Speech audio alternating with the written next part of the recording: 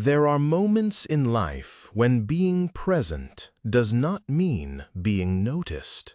When you exist in the room, yet no one truly sees you. Hagar lived in that kind of silence. She belonged to Abraham's household, yet she belonged to no one. An Egyptian servant in a foreign land, surrounded by promises that were never meant for her. She watched God's covenant unfold around her, spoken over others, while her own name remained unmentioned. She served faithfully, quietly, invisibly. And then one decision changed everything.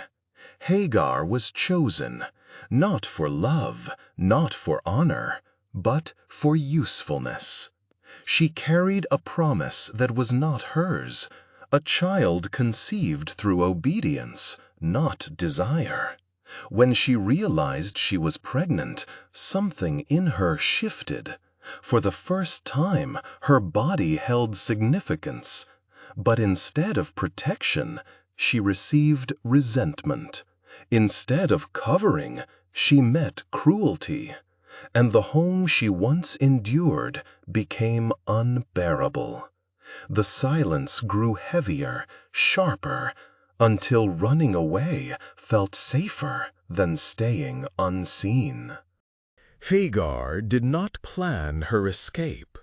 Pain rarely announces itself before it pushes us to move. One day she simply left. No destination, no provision, just distance.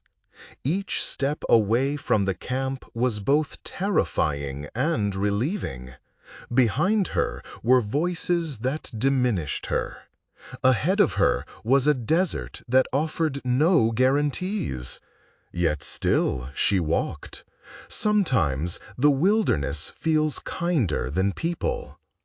The sun burned without mercy, and the silence pressed in. No familiar songs, no tents, no assurance of tomorrow. Only sand and breath and fear. With every step, questions echoed louder than her heartbeat. Was this a mistake? Would God punish her for leaving? Did God even know she existed? In the desert, there was no one left to impress, no one left to explain herself to. Just a woman, pregnant, exhausted, and unsure if heaven remembered her name. It happened without warning. No thunder, no spectacle, just a voice, gentle, unmistakable, and personal. Hagar, not servant, not woman, her name. Heaven spoke her name in a place where she expected only silence. She froze. For the first time since she ran, she was not alone. God did not ask why she left. He did not accuse her of rebellion. He asked where she had come from and where she was going. Questions not for information, but for care. Then came the promise. God told her He had seen her affliction. He spoke of her child, not as a mistake, but as a future. He gave instruction, yes, but wrapped it in assurance. And in that moment, something shifted forever. Hagar realized something profound. The desert was not punishment. It was the meeting place. She looked up, tears cutting paths through dust-stained cheeks, and she named Him, El Roy, the God who sees me, not the God who judges me, not the God who ignores me, the God who sees. Maybe you know this desert. Not the one with sand, but the one with unanswered prayers. The one where you did everything right and still ended up wounded.